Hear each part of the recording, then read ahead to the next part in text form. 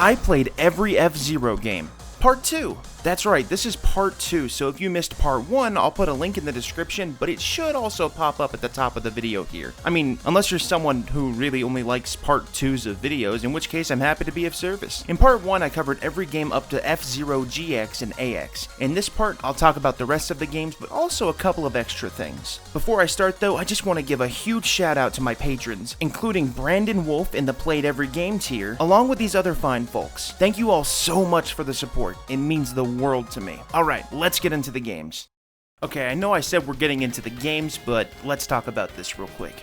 F-Zero GP Legend is an anime TV show from 2003. While I did watch it in Japanese, it also had an English dub done by 4Kids. While I won't get into too much detail about that, I do tend to avoid most 4Kids stuff because they like to make, changes. So for the record, I don't know if the lore of this show and the previous F-Zero games are the same, but I'm gonna assume that they're completely different. In fact, I would bet that they're different, especially since they established that Mute City is a future version of New York, and Captain Falcon is Jodie Summer's long-lost brother, who goes by Bart Lemming, who works at a bar? Well, this specific Captain Falcon. While I don't want to show too much footage for obvious reasons, this show does the races pretty well. All of the actual machines are rendered in 3D, and they managed to catch the spirit of an F-Zero race. The story is about a guy named Rick Wheeler in the English version, a policeman who wakes up from cryosleep after 150 years. He drives the Dragon Bird, the freshest F-Zero machine in the league. At the end of the day, it honestly is a pretty good show. The characters are interesting and the story is entertaining enough to keep my attention. I'd love to do a deep dive on it someday, but since this video is about the games, I'll leave it to a mention for now. Alright, on to the next game. I see you're trying to play an F-Zero game on the Game Boy Advance. I have a fantastic suggestion for you. Must push forward.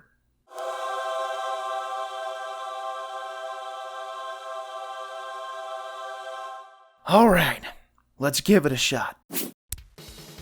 F-Zero GP Legend was released for the Game Boy Advance in 2003 in Japan and 2004 in other regions. This game is directly based on the anime, which is why it has the same title. This game is exactly what I wanted Maximum Velocity to be. It feels like they actually took the lessons and mechanics that they learned from the 3D games and applied it to the style of the older Mode 7 games. Like F-Zero X and GX, you can tune your machine to balance it in favor of either acceleration or top speed. The curve doesn't seem as drastic as it did in those games, but maybe it's just harder to see on a smaller scale like this. There are a couple of new hazards here, like these rollers that send you in whatever direction they're rolling. The most prevalent hazard though, at least for me, is the super creative use of jump ramps in this game. Ramps have always been kind of a gamble because it's super easy to take a ramp and then just kind of fly off the track. However, in this game, it seems like ramps are placed explicitly to just trip you up. You can almost always course correct when you hit a ramp, but if you weren't prepared to hit a ramp, get ready to restart the race. Now, let me just say,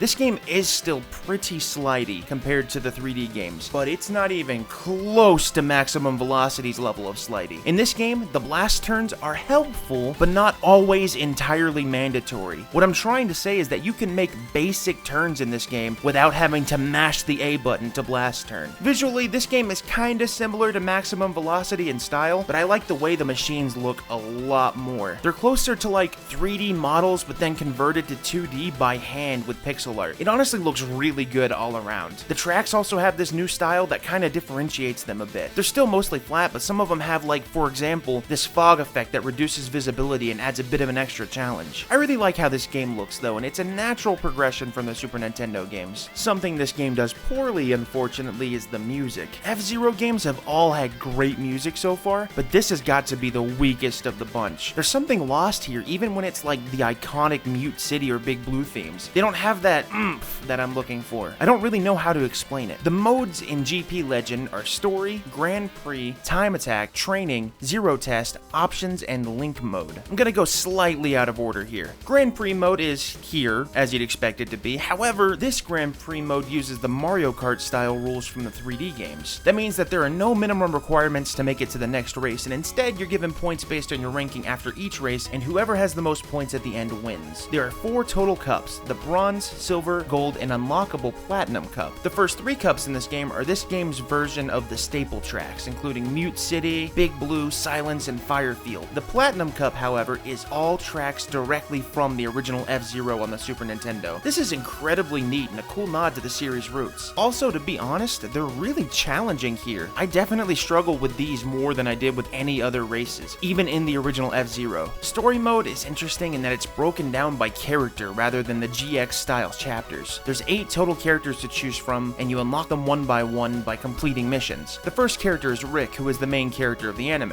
After his first 2 missions, you unlock Captain Falcon, but Rick still has more missions you can play if you want to. It works that way for all the characters, and it looks like every character's story runs at least a little bit concurrently. Stuff that's happening in Captain Falcon's story is also happening in Rick's story, which is also happening in Jack's story, etc. Zero Test mode is like half a tutorial, half a challenge mode. It's broken down into classes of challenges, and all of them are meant to help you refine your skills at the game's mechanics. Some of the challenges require you to cover small stretches of track in a certain amount of time, while others require entire laps and even specific challenges in those laps. You have to complete the challenge within the time limit and get one of the 3 medals: bronze, silver, or gold. I think this mode is pretty neat and is a cool way of both challenging the player and teaching them to use better strategies. I do wish it included more of an actual explanation as to how some of the mechanics work though. It just kind of assumes that you'll figure it out eventually, unless the stuff is mentioned in the manual. Training mode is a mode that actually opens up a gateway to Narnia right where you're standing. If you're not careful, you might get swept up in a massive conflict that has been raging on for generations. Of course, dropping a futuristic racing machine right in the middle of the conflict will probably completely derail it, so who knows what'll happen. Finally, there's Link mode. This mode is meant for linking multiple Game Boy Advances together for multiplayer. I don't really have a link cable, unfortunately, nor do I know anyone who has a copy of this game just lying around. I'm sure you can imagine how it'd work though. You would just link the Game Boy Advances together and race to your heart's content sitting roughly 2 feet from each other. F-Zero GP Legend may share similarities with the anime, but it definitely stands on its own. I really enjoyed playing this game, and I think it really stands as a true successor to the Super Nintendo games. It has a nice mixture of all the elements that made that game and the 3D games so special.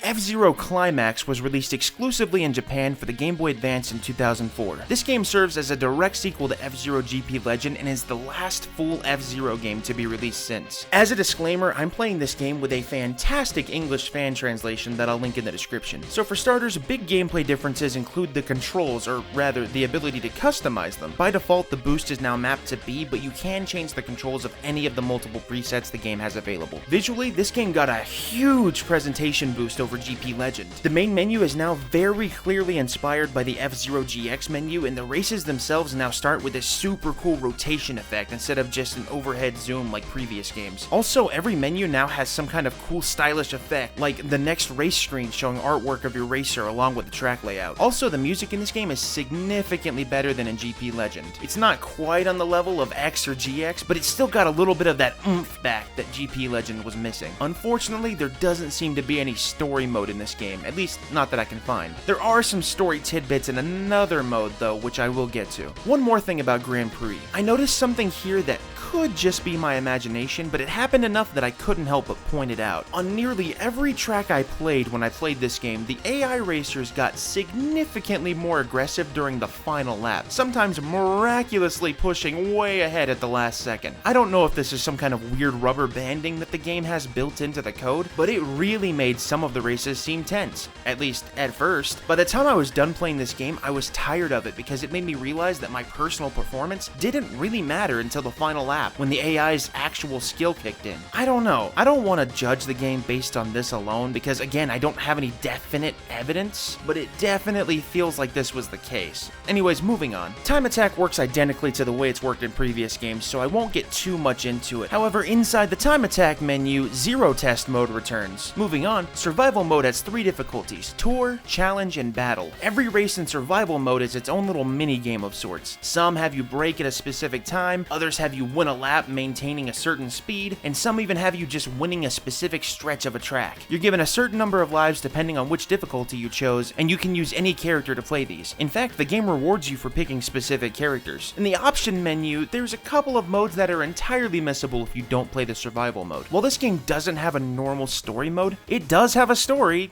kinda. Buried in the options mode are character profiles and storyline. The character profiles are descriptions of both characters and their machines that you unlock one by one. The storylines are like little mini comic books that you unlock one by one. Now, I don't know if the stuff in the storyline covers the anime or if it takes place after the anime, but I do wish it was unlocked in order. The way it's set up is that you unlock chapters in what seems to be an entirely random order, which makes me almost want to wait to read it until after I've unlocked them all. Anyways, I'm glad it's here and it's a really neat feature. I was gonna complain about the lack of a story mode until I found this mode. Well, actually, why can't I complain? This game has a bunch more racers than GP Legend did, but why didn't it have a story mode? I'm curious as to why not, because clearly they put a lot more into this game. Was the last game's story mode the reason they couldn't put in as much content? I mean, we don't need a story mode for every single racer, but either way, I am glad there's some story here, but I don't understand why there couldn't be a full playable story mode. Just throw these little comic panels in between races. I mean, it would still be fun. Anyways, F-Zero Climax is a weird way to end the entire series in my opinion. It never got a release outside of Japan, and it's a sequel to the anime tie-in game. It's a great game, but I have no idea why Nintendo hasn't really touched the series since. Well, let me correct myself here. Nintendo has touched the series since, but not with a full new game. Let me explain.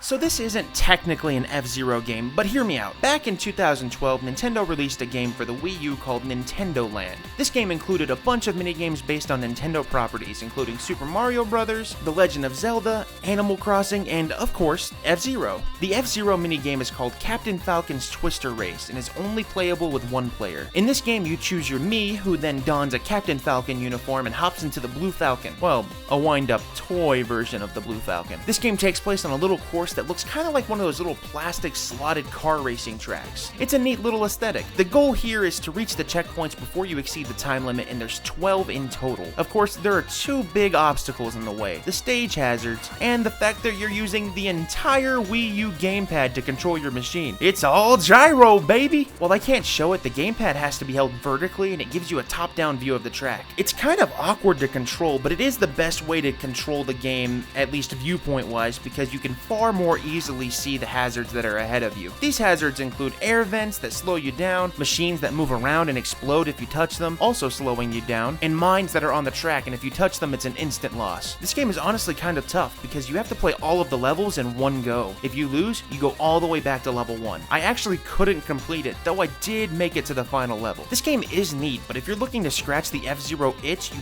probably won't get that here. This is more of a fun little novelty using F-Zero as a skin.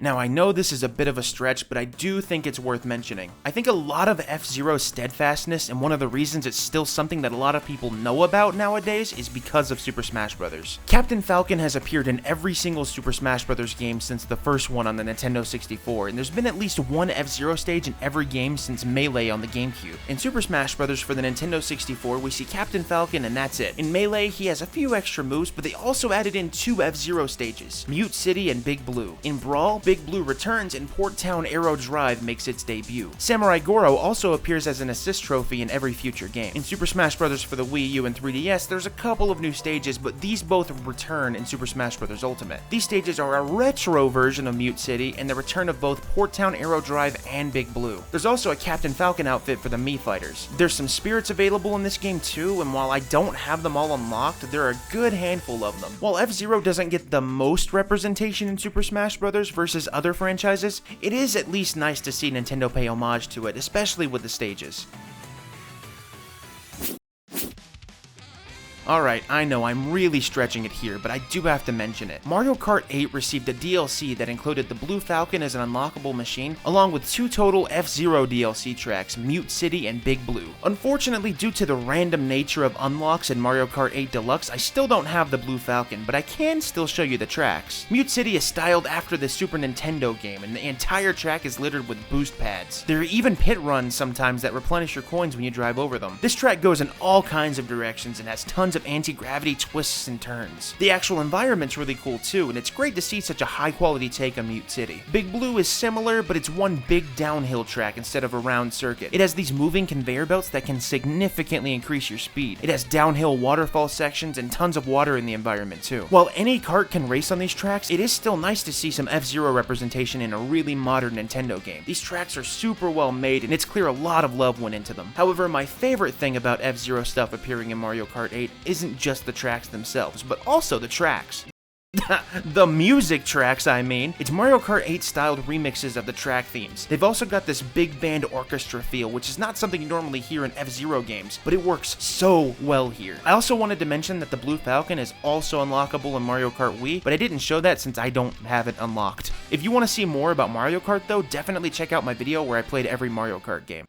And that's it for every single F-Zero game. My overall feelings on these games are positive because almost every single game in this series is great. It boggles my mind that Nintendo has just let this series stay stagnant since 2004, you know, outside of cameos. Fortunately, there are a few games out there that can sort of scratch that itch, including things like Wipeout, Redout, Fast RMX, and more. I did want to bring attention to a specific project though that's being made by an indie game developer. Going by AaronMax64 on Twitter, this developer is making a game called Aero GP, and it looks beautiful so far, and they seem to be making a ton of progress. It's clearly inspired by F-Zero and also looks exactly like the kind of thing an F-Zero fan would love. Definitely check this out on Twitter because this project looks super promising. I even think they have a Discord server. Anyways, if you liked this video, please consider subscribing because it definitely helps me out a lot. Also, come check out the Discord. There's tons of cool people here and we'd love to have you. Anyways, thank you so much for watching, and as always, have a fantastic day.